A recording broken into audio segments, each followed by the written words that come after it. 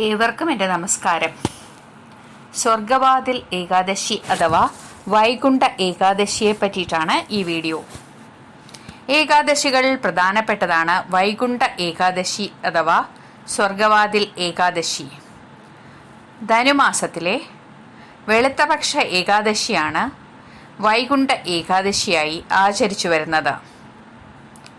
വിഷ്ണു ഭക്തർക്ക് അല്ലെങ്കിൽ ശ്രീകൃഷ്ണ ഭക്തർക്ക് ഇത് വളരെ പ്രധാനപ്പെട്ട ഒരു ദിവസമാണ്.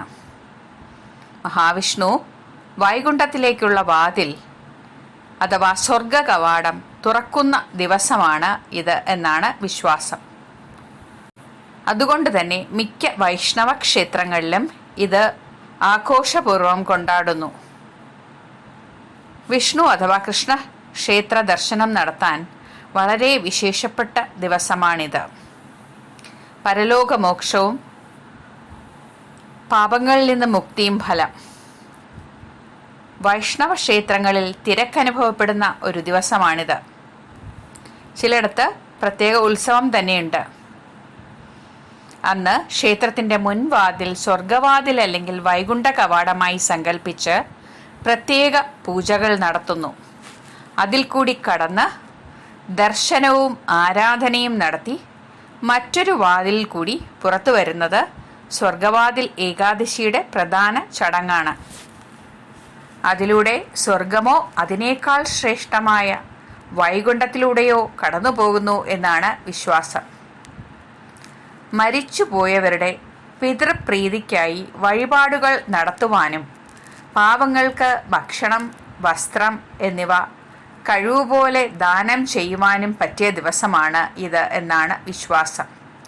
സ്വർഗവാതിൽ ഏകാദശി വ്രതം അനുഷ്ഠിച്ചാൽ ഐശ്വര്യലബ്ധി, രോഗശമനം, വൈകുണ്ഠപ്രാപ്തി അല്ലെങ്കിൽ സ്വർഗപ്രാപ്തി, ദൈവാനുഗ്രഹം, ആപത്തിൽ നിന്ന് രക്ഷ എന്നിവ ലഭിക്കും എന്നാണ് വിശ്വാസം. അന്ന് വ്രതമെടുക്കുന്നവരുടെ ഗൗരവമായ പാപങ്ങൾ മാറിക്കിട്ടുകയും പിതൃക്കൾക്ക് പോലും വൈകുണ്ഠപ്രാപ്തി ലഭിക്കുകയും ചെയ്യും എന്ന് പറയപ്പെടുന്നു. അന്ന് മരണപ്പെടുന്ന ഭക്തന്മാർക്ക് പൂർണ്ണ മുക്തിയോടുകൂടി സ്വർഗപ്രാപ്തി ഉണ്ടാകുമെന്ന് വിശ്വസിച്ചു വരുന്നു.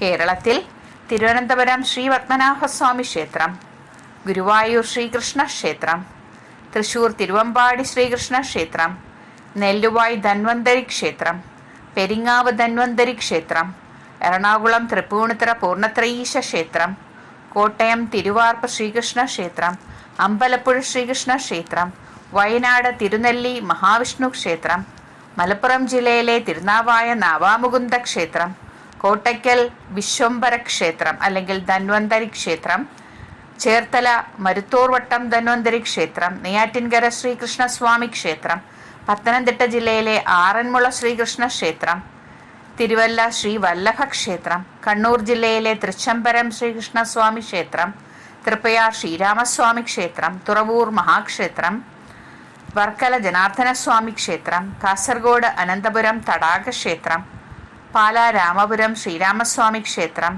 തുടങ്ങിയ പ്രധാന വൈഷ്ണവ ക്ഷേത്രങ്ങളിൽ ഇത് വളരെ വിശേഷപ്പെട്ട ദിവസമാണ്.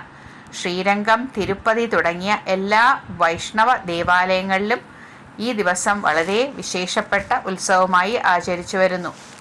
മറ്റെല്ലാ ഏകാദശികളും പോലെ സ്വർഗവാതിൽ ഏകാദശിയും നമുക്ക് ഭക്തിപൂർവ്വം വ്രതാനുഷ്ഠാനങ്ങളോടുകൂടി ആചരിക്കാവുന്നതാണ്. തലേ ദിവസം ഒരിക്കൽ എടുക്കുക, ഒരിക്കൽ മാത്രം അരിയാഹാരം കഴിച്ച് ആചരിക്കുക. അടുത്ത ദിവസം വെളുപ്പാൻ രാവിലെ തന്നെ കുളിച്ച് എണ്ണയൊന്നും തേക്കാതെ വേണം കുളിക്കാൻ. കുളിച്ച് കഴിയുമെങ്കിൽ ജലപാനം മാത്രമായിട്ട് വ്രതമനുഷ്ഠിക്കുക. അസുഖങ്ങളുള്ളവർക്ക് പഴമോ അല്ലെങ്കിൽ ഒരു നേരം ഗോതമ്പാഹാരമോ കഴിക്കാം. രാത്രി ഉറക്കമൊഴിക്കുകയാണെങ്കിൽ വളരെ നല്ലത്. ഉറക്കമൊഴിഞ്ഞുള്ള ജാഗരണം ചെയ്തിട്ടുള്ള വ്രതാനുഷ്ഠാനം വളരെ കേമമായി കരുതപ്പെടുന്നു. നാരായണീയം, ശ്രീമദ് ഭഗവത്ഗീത, ശ്രീമദ് ഭാഗവതം എന്നിവയെല്ലാം പാരായണം ചെയ്യുന്നത് അത്യുത്തമം. രാത്രി ജാഗരണത്തോടുകൂടിയുള്ള വ്രതാനുഷ്ഠാനം നമുക്ക് വളരെയധികം ഐശ്വര്യം പ്രദാനം ചെയ്യുന്നു. ജാഗരണം എന്നാൽ ഉറക്കമൊഴിച്ചുള്ള വ്രതാനുഷ്ഠാനം. ഒരു വ്രതത്തിനും പകലുറക്കം പാടില്ല. പകൽ നാമജപം മാത്രം, നല്ലത് മാത്രം ചിന്തിക്കുക, നല്ലത് മാത്രം പറയുക. അങ്ങനെ ഒരു ദിവസമായിരിക്കട്ടെ ഈ ഏകാദശി. ഏവർക്കും എൻ്റെ ഏകാദശി ആശംസകൾ നേർന്നുകൊള്ളുന്നു.